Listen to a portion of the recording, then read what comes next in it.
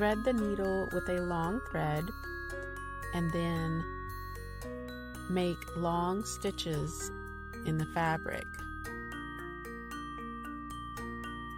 You can also fold the fabric like a fan and poke the needle through all at once.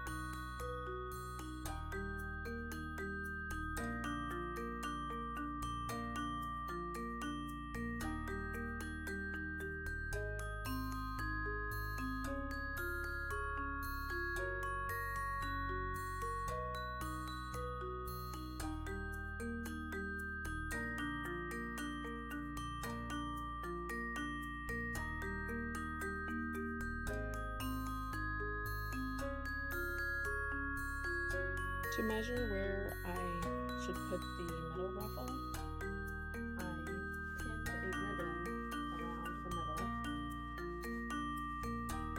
I made it as even as I could, putting it where I wanted it to drape with this ruffle, and then I marked it with a washable marker above the ribbon.